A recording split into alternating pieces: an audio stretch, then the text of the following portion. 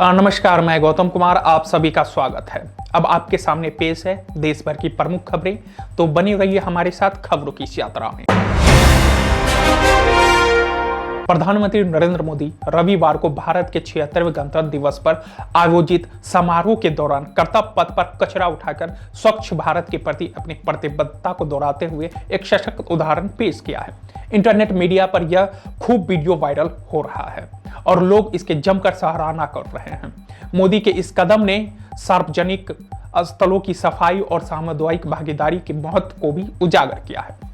Agra Lucknow expressway पर भीषण सड़क हादसे में एक ही परिवार के 4 लोगों की मौत हो गई।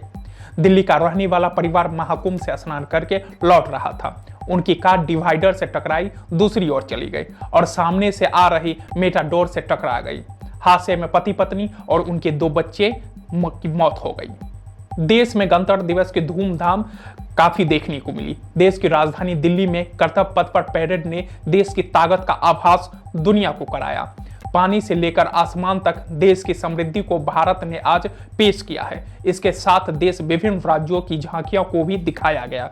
विभिन्न राज्यों में तमाम प्रमुख ने झंडों फहराए हैं।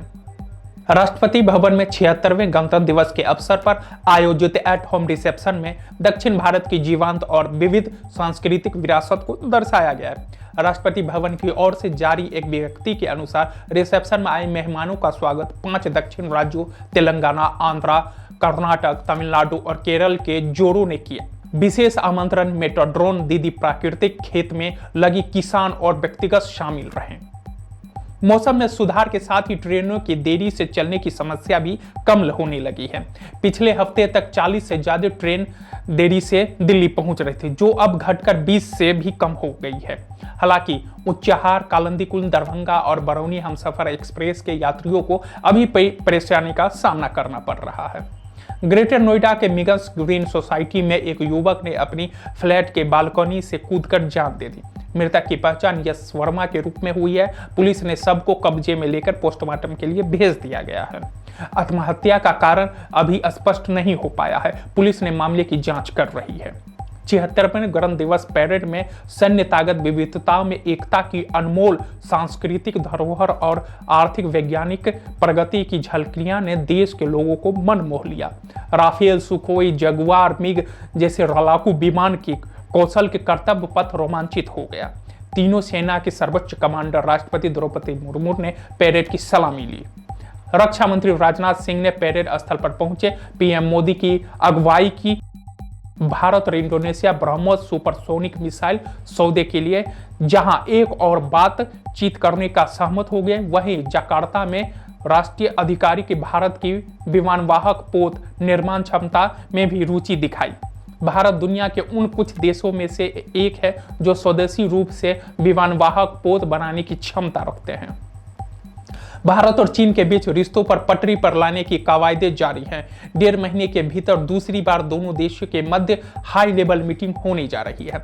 विदेश सचिव विक्रम मिस्री रविवार को चीन की राजधानी बीजिंग पहुंच चुके हैं। यहां वे चीन के अधिकारियों के साथ विभिन्न मुद्दों पर चर्चा करेंगे। मिस्री पहले राष्ट्रीय सुरक्षा सलाहकार अजीत डोभाल ने चीन की यात्रा की थी।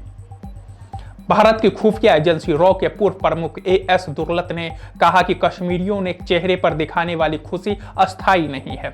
उन्होंने जम्मू कश्मीर को राज्य का दर्जा देने की वकालत की। रॉ के पूर्व प्रमुख एएस दुर्लत ने कहा कि मुझे लगता है कि यह दिल्ली और श्रीनगर दोनों के हित में कि राज्य का दर्जा जल्द से जल्द बहाल हो।